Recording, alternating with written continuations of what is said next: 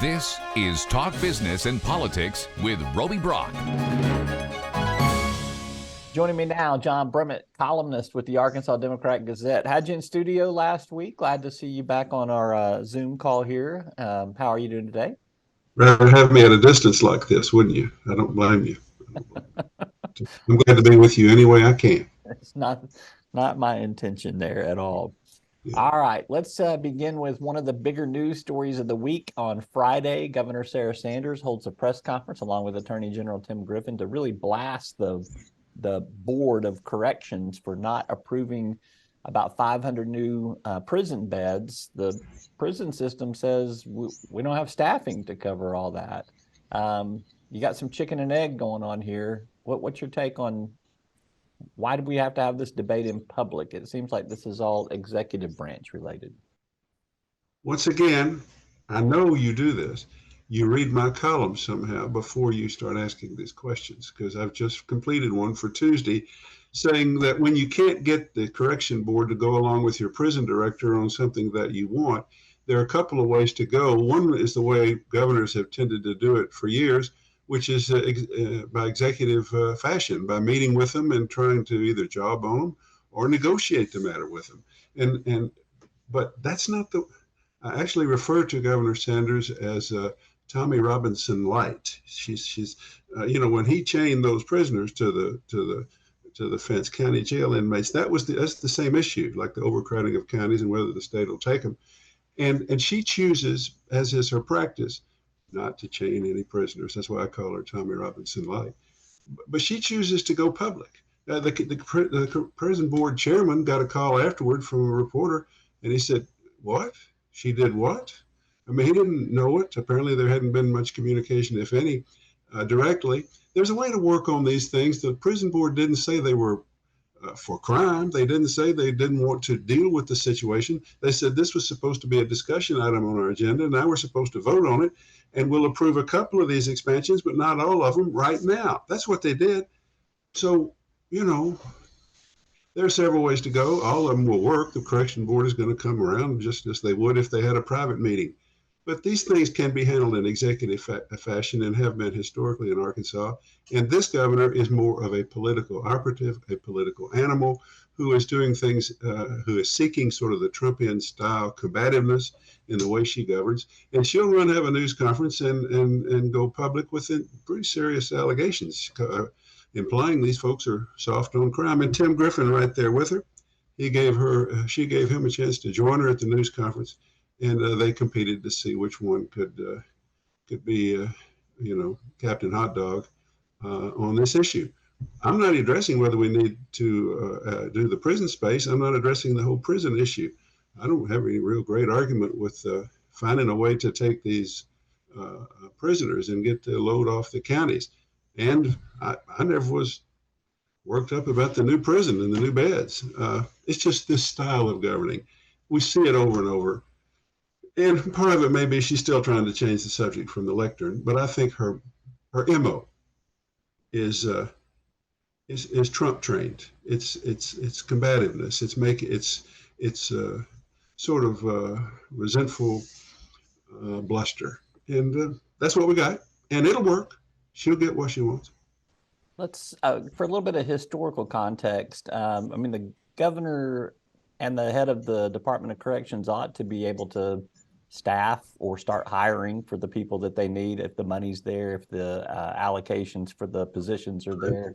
But we have a separation of powers with the Board of Corrections. It is, I don't want to say it's necessarily an independent institution, but it does have some independence.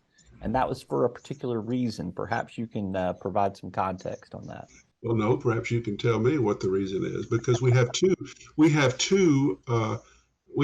too many agencies that have independence of some sort from the governor's office. I favor a strong executive branch, even if we've got the current executive that we have. But highways are completely independent. Game and Fish is completely independent.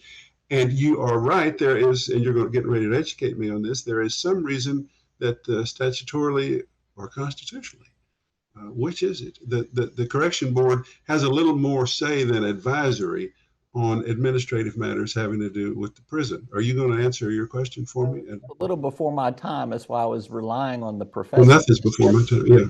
here, but I do believe that it had to do with getting political influence out of the prison system, which was something that happened a lot in the 1960s and 70s, and I'm sure predated some of that as well.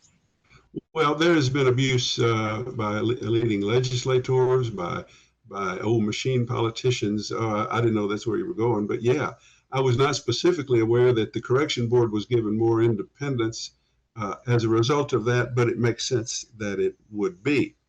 But in terms of an efficient, sufficiently powerful executive branch, in terms of concept, those things ought, you're right, the governor and the governor's cabinet member in charge of prisons ought to be able to deal with such things, staffing, hiring, making those decisions. I guess this goes back to we had a lot of prison corruption. We had such prison corruption that in the 70s, the federal courts sent down a compliance coordinator to basically watch these people. So yeah, that's why that was done. That was a good reason. Yeah. We got a good movie out of it. Cool Hand Luke. I mean, come on, Yeah.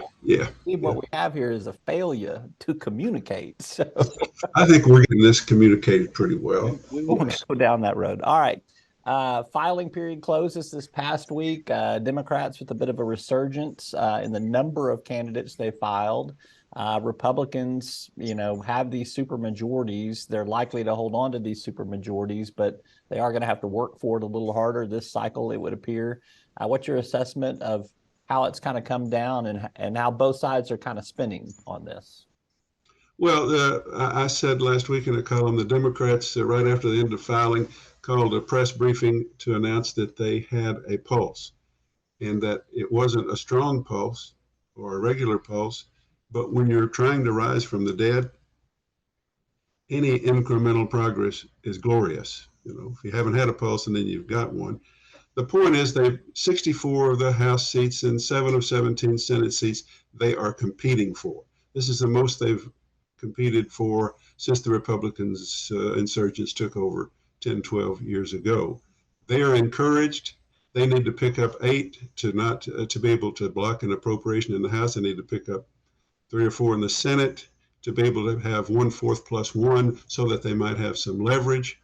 Having more candidates does not mean they'll win those seats. You just said they're not likely to get to that point, but that's their goal, and they got the numbers to compete to do it. That is progress. It is incremental progress. When you're comatose, incremental progress is good. Republicans appear about as strong as ever. I think Governor Sanders' style has hurt her numbers, but I doubt that it makes a big difference in terms of the mood out there in rural Arkansas. I don't think the Learns Act has had enough effect on rural Arkansas yet to change much. I don't know that there's been any fundamental variance of any measure in our political attitudes. But the Democrats, they got some energetic young folks who went out and recruited some candidates, and that's what they're supposed to do. So now we'll see if they can win a few of those, 64 plus 7, 71, for which they compete. A little bit of a surprise that some competitive districts didn't get Republican challengers. Ashley Hudson in West Little Rock escaped. Right.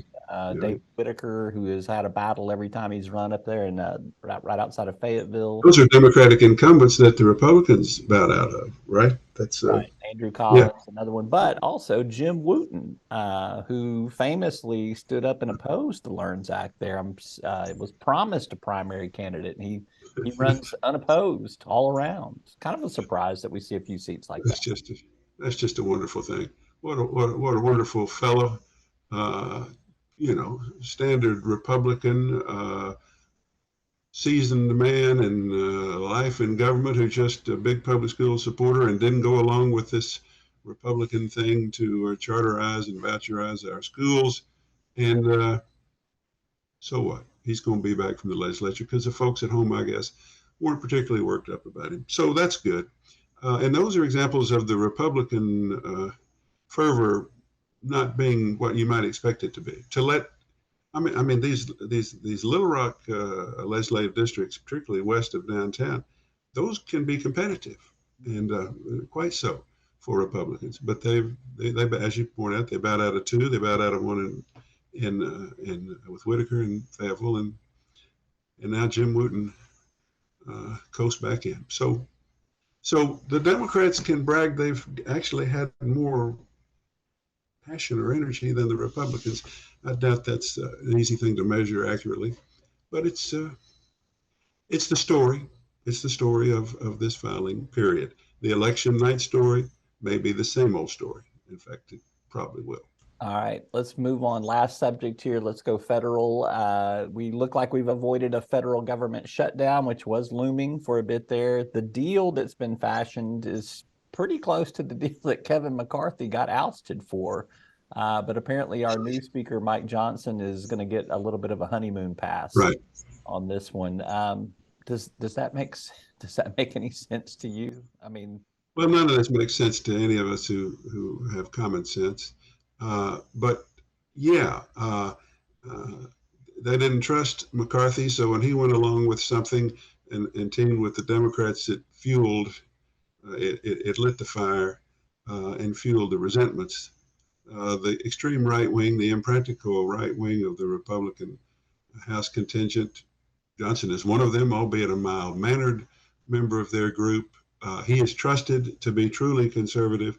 And yeah, tactically, it's not time for you to lead a fight that's going to shut down this government. We got to have a plan.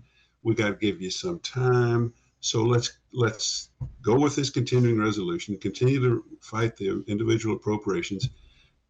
Let's get ready for January when one of the Freedom Caucus people says, we're not going to, House Republicans are not going to shut down the government. We're going to send a solution to the Senate. And if the Senate doesn't go along, they'll be the ones who are shutting down the government. Same thing.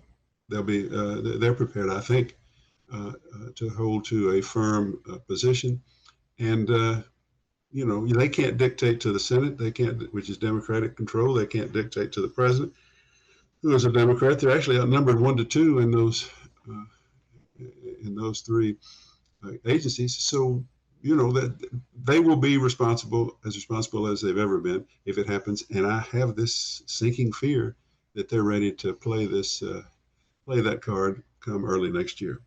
So I think this is just, to use the cliche, it's a punt, and it's a shanked punt that went out of bounds and left the opponent in good field position. I could go a certain direction with Razorback football, but I'm not going to. Well, let's not deal with that today. It's all so distressing to me. John Brummett. All right. Okay. Arkansas Democrat. Thank you, my friend. Thank you, Robin. Bye-bye.